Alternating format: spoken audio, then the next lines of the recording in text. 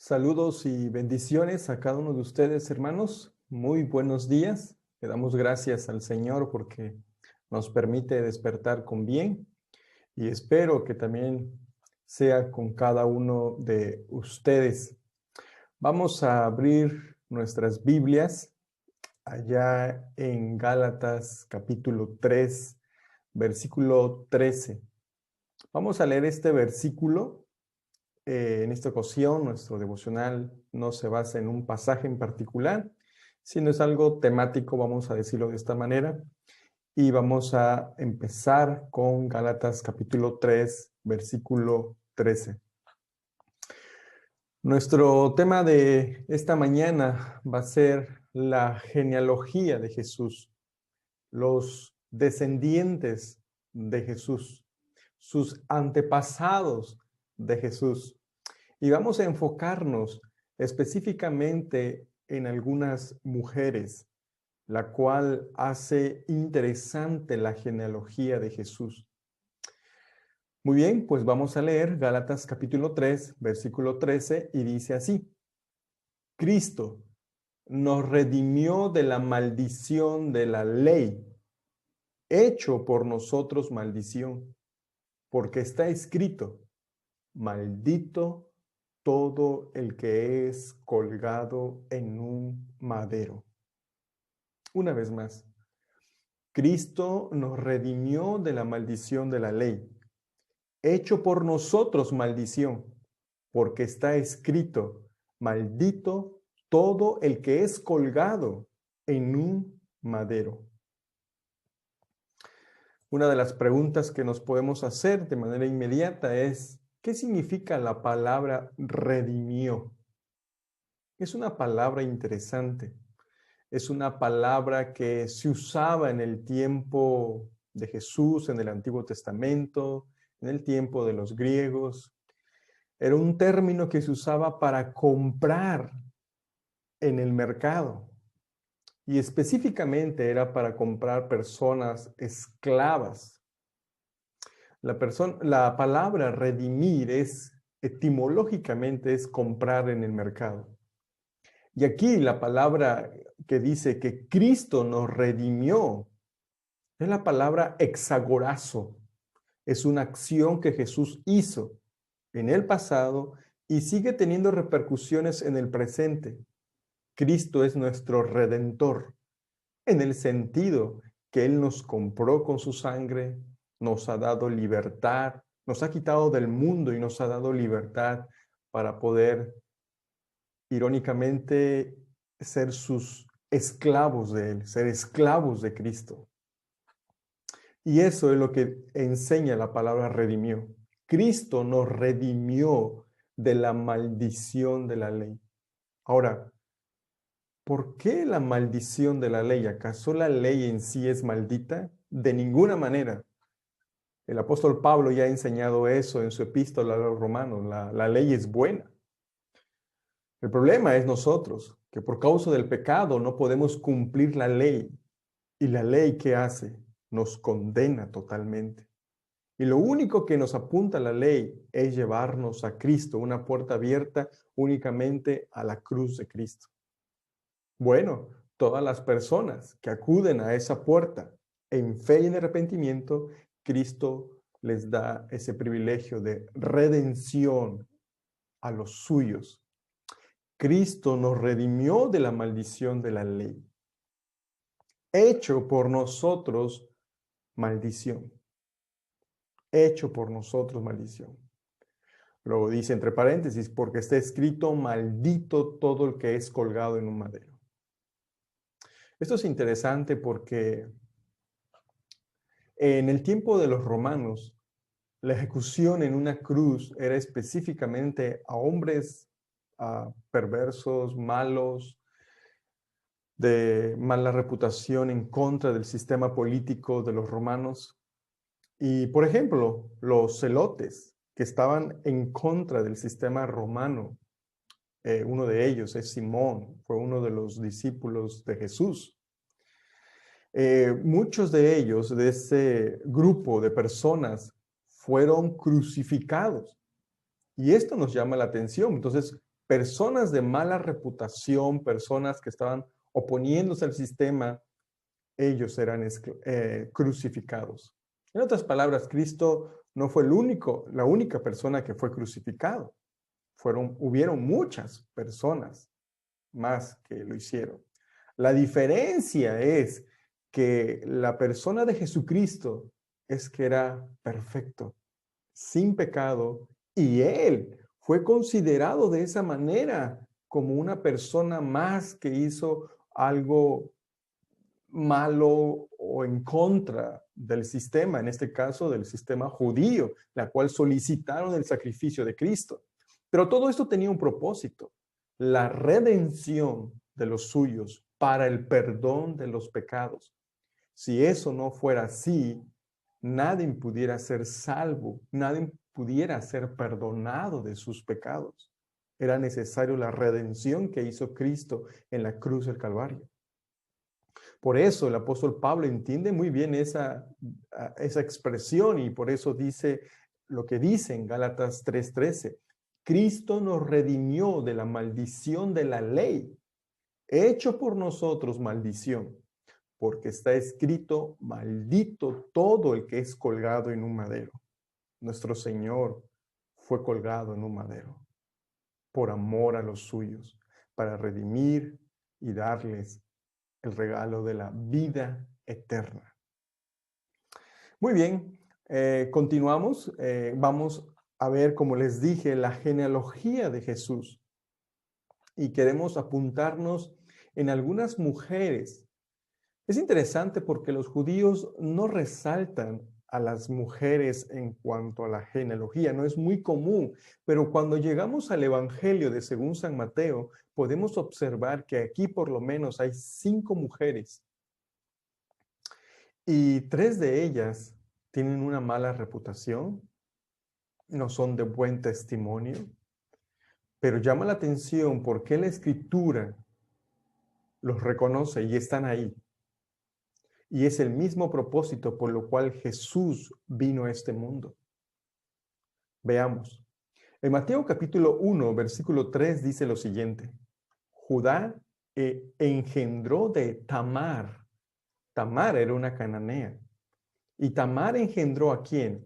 A Fares y a Sara. Fares a Esrón y Esrón a Arán. Versículo 5. Salmón engendró de Rahab a Boz. Boz engendró de Ruth a Obed y Obed a Isaí. Aquí tenemos 2 mujeres, Rahab y Ruth. En total llevamos 3. Noten el versículo 6. Isaí engendró del rey David.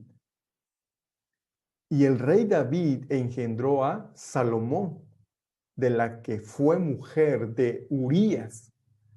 Y nosotros sabemos que la mujer de Urías fue Betsabé. Así es, Betsabé.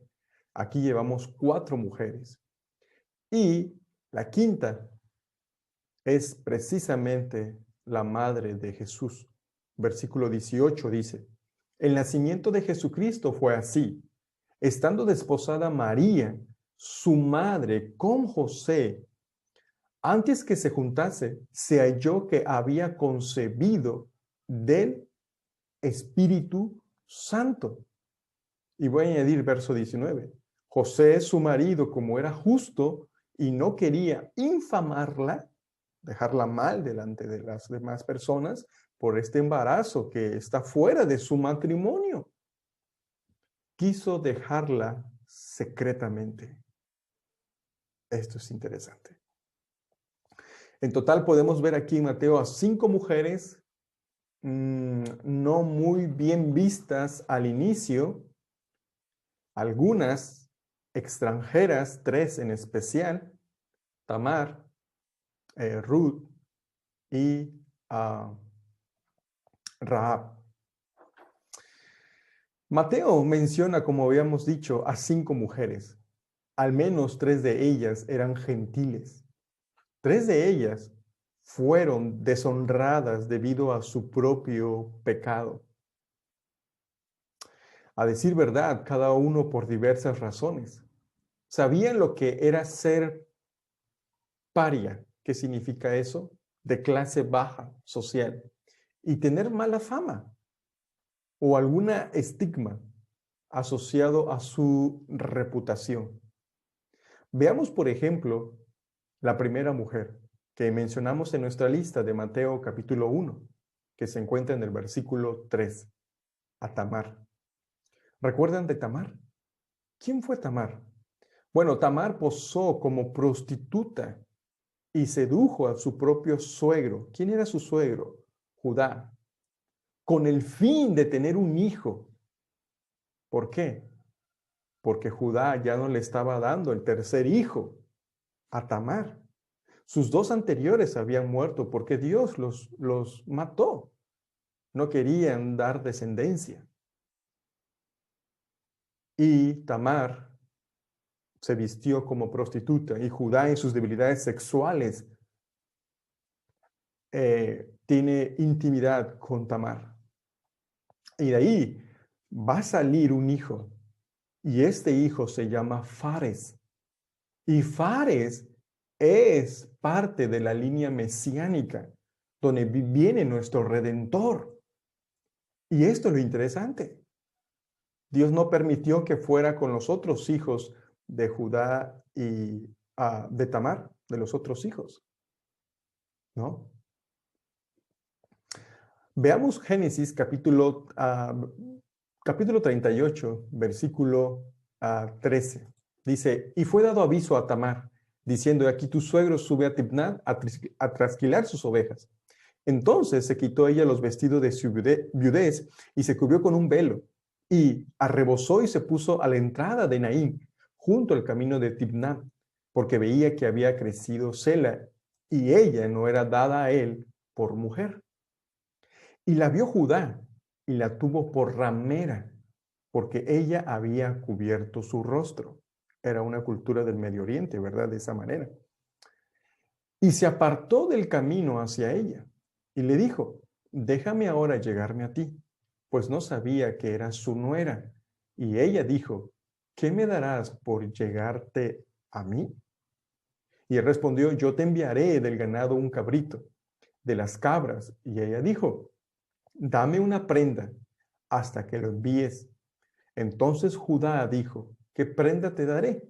Ella respondió, tu sello, tu cordón y tu báculo que tienes en tu mano. Y él se los dio. Y se llegó a ella, y ella concibió de él. Esto es lo que nos dice la Escritura. Claramente podemos ver que Tamar fue una persona que quería tener su descendencia, como cualquier familia o mujer, pero Judá no se lo daba. Y Judá, Dios usó soberanamente estas circunstancias que sabemos que no son buenas ni agradables, pero en su momento Dios permitió y usó esto. Noten ahora a Rahab. Rahab, ¿qué era? Era prostituta. Rahab era de una ciudad de Jericó, donde después, cuando el pueblo de los hebreos salen de Egipto y están pronto para entrar a la tierra prometida, van a espiar la tierra y hallan a una mujer que es Rahab y hacen un acuerdo en que les dice, está bien, voy a darle la oportunidad. Los escondió cuando vinieron a buscarlo, lo descolgó por una ventana y les dijo que cuando volvieran una señal de un cordón rojo iba a estar en su ventana para que cuando destruyeran a la tierra de Jericó, al lugar de Jericó, no mataran a ella ni a su familia. Rahab había escuchado de lo que Dios había hecho a otras naciones y cómo Dios estaba con ellas. Rahab, ¿cuál es la diferencia de todo esto? Que Rahab creyó en Dios. Rahab creyó en Jehová. Ella era una mujer ajena a los hebreos. Era una prostituta. Y si ustedes leen los libros de Levítico, se enseña que no deberían los hebreos tener o tener familias con prostitutas. Hay reglas para esto. Pero ¿cuál fue la diferencia?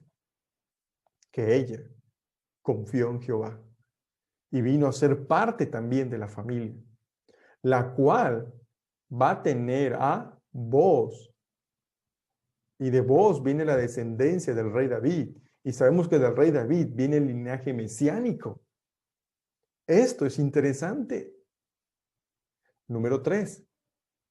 Ruth. Bueno, permíteme leer algunos pasajes de Rahab, que era una prostituta. Por ejemplo, en Josué, capítulo 6, verso 17, dice, y será la ciudad anatema a Jehová, con todas las cosas que están en ella. Solamente Rahab, la ramera, vivirá, con todos los que están en casa con ella, por cuanto escondió a los mensajeros que enviamos. Y si ustedes leen Hebreos 11, capítulo 31, dice, por la fe, Rahab, la ramera, no pereció juntamente con los desobedientes, habiendo recibido a los espías en paz. Pero noten que resalta primero la fe de Rahab, la confianza que tuvo Rahab en la persona de Jehová. Y eso hace interesante esta situación. En tercer lugar tenemos a Betsabé. Betsabé, a quien Mateo se refiere simplemente como la esposa de Urías, que leímos en la introducción. ¿Qué pasó con ella? Ella comete adulterio con el rey David. Recordemos un poquito la historia para que refresquemos nuestra memoria. En 2 Samuel, capítulo 11, verso 1 al 4, dice, aconteció al año siguiente, en el tiempo que salen los reyes a la guerra, que David envió a Joab, y con él a sus siervos y a todo Israel, y destruyeron a los amonitas, y sitiaron a Rabá, pero David se quedó en Jerusalén. Y sucedió un día, al caer la tarde, que se levantó David de su lecho y se paseaba sobre el terrado de la casa real, y vio desde el terrado a una mujer que se estaba bañando, la cual era muy hermosa. Envió David a preguntar por aquella mujer, y le dijeron, aquella es Betsabé, hija de Elián, mujer de Urías eteo. Y envió David mensajeros y la tomó y vino a él, y él durmió con ella. Ese es un eufemismo, una palabra para suavizar que tuvo relación sexual. Luego ella se purificó de su inmundicia y se volvió a su casa. Interesante. Obviamente sabemos que el primer hijo de Betsabé muere. Dios así lo permite. Pero después ella tiene, ¿a quién? A su hijo, al rey Salomón. Noten circunstancias muy difíciles, personas extranjeras, no de buena reputación, actos inmorales que en su momento pasó, sucedió. Pero de esa relación va a venir la línea mesiánica. Esto llama la atención. ¿Cómo es eso posible? ¿Por qué? Lo único que podemos decir es que Dios puede convertir lo amargo en dulce. Él tiene la capacidad para hacer eso. Pero hay otras verdades que podemos responder al final de este punto. ¿Por qué permitió Dios estas circunstancias?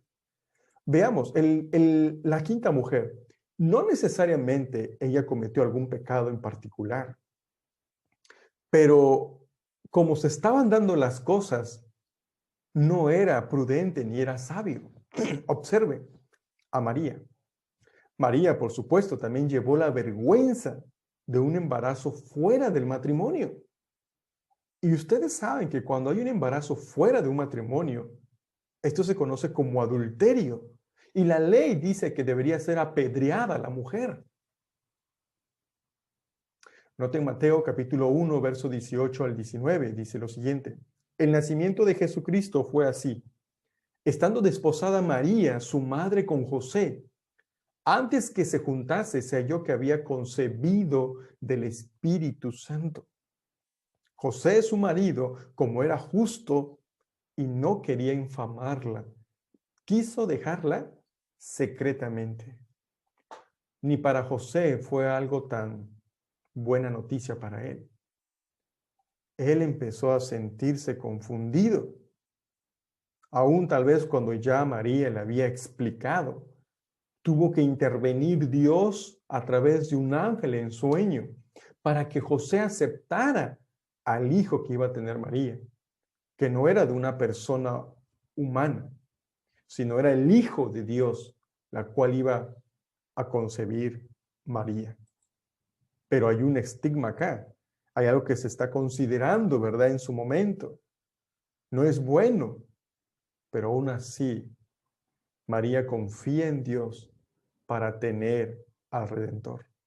No sé si están notando algunas circunstancias interesantes de cómo viene la línea mesiánica, cómo viene el Mesías, el que iba a nacer en Belén de Judea, el conforme a las profecías. Qué interesante, ¿verdad? Ellas ilustran cómo Dios es capaz de hacer que todas las cosas obren para bien. Y esto nos lleva a la mente el famoso pasaje bíblico, el texto bíblico de Romanos 8:28, que dice, y sabemos que a los que aman a Dios, todas las cosas les ayudan a bien. Esto es, a los que conforme a su propósito son llamados.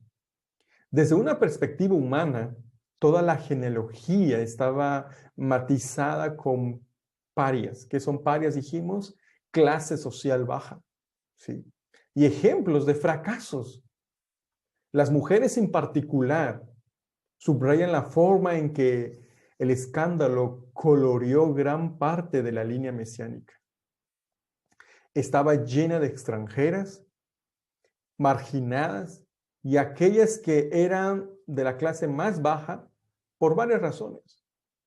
Sin embargo, a pesar de esto, todos encontraron un lugar en el plan de Dios para traer a su Hijo al mundo.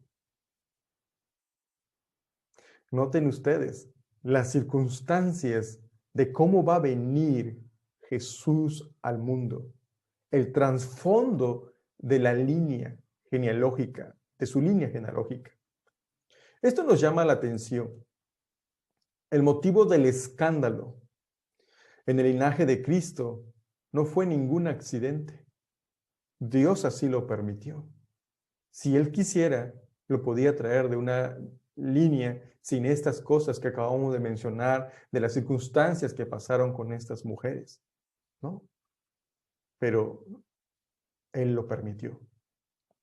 El mensaje del Evangelio es también un escándalo público hoy en día. Para muchos es locura y vergüenza para aquellos que se pierden. Ahora, ¿por qué relaciono todo esto con el Evangelio? Jesús es la esencia del Evangelio. Sí, Jesús es la esencia del Evangelio. Él es el Evangelio encarnado. El Evangelio que proclamamos, el Evangelio que predicamos, se trata de nuestro Señor Jesucristo. Noten que dice 1 Corintios 1:18. Porque la palabra de la cruz es locura a los que se pierden, pero a los que se salvan, esto es a nosotros, es poder de Dios. Ese evangelio es poder de Dios para los que se salvan. Note el versículo 21 de 1 Corintios, capítulo 1. Pues ya que en la sabiduría de Dios, el mundo no conoció a Dios mediante la sabiduría, agradó a Dios salvar a los creyentes por la locura de la predicación.